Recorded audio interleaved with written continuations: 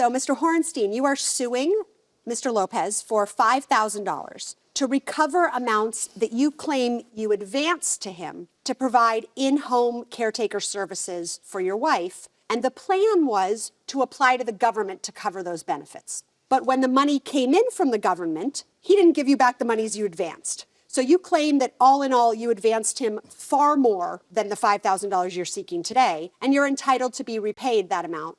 Mr. Lopez, you acknowledge you applied to the government to become a government-approved caretaker, and as a result of that, the government paid benefits directly to you. But your claim is that you were entitled to be paid by Mr. Horenstein, and you were entitled to be paid by the government if they paid anything, and they did.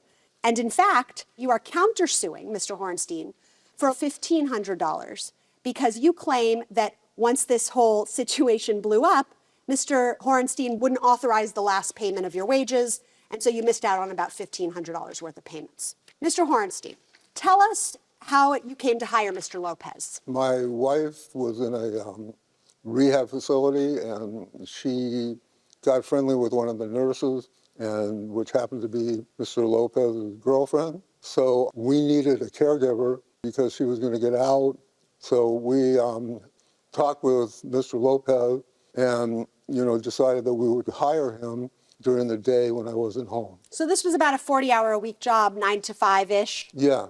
What was the arrangement from your perspective, Mr. Lopez, about compensation when you first started? Yeah, so on September 8th, Your Honor, I had a phone call with Mr. Horenstein along with my girlfriend. And in that discussion, there were two things that were established. The first one was what responsibilities I would be over, which were particularly the administration of food and medication. And then two, at what rate that would be paid for. $20 an hour, Your Honor. $20 an hour, all right. Is that correct, Mr. Horenstein? You had a discussion at the beginning of September, and you agreed that he would receive $20 an hour. Yeah. At that time, did you have any discussion with him about possible government benefits? It was a little bit later on when the social worker came out, and they talked, and she said, well, you're going to have to get approved by IHSS in order for us to pay you. She gave him the paperwork, and later on he got confirmed by them. And also the social worker told us $20 an hour, but in actuality it went to $18.50. All right, Mr. Lopez. Yes. Did you ever have a discussion about what was going to happen if you applied and became an approved caretaker? Yes, so that discussion that was made was Mr. Horenstein's explanation to alleviate some of the financial responsibilities he would be paying me. How does it relieve the financial responsibilities if you keep all the money? So when we had the in-home assessment with the caseworker from IHSS in December, she let me know that I was eligible for retroactive payments from September to December if I was not only the sole caregiver, but also if I had been performing IHSS-approved services, right, which I had been doing. So that was well beyond the scope of what was originally arranged, that Mr. Horenstein would be paying me for the food and medication, and everything else that was on the list of IHSS-approved services, I had also been doing and had not been paid for.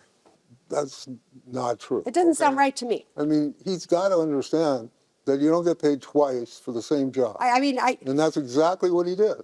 So, he got paid twice, and he took off with the money. No, so it wasn't so much a double payment, Your Honor. It was for the additional IHSS-approved services that I also was performing during the hours that I was Mrs. Horenstein's caregiver, Your Honor. Like what? Like moving her to and fro from the bedroom to the kitchen. It would be general dressing. It would be wiping her hands after bowel and bladder care.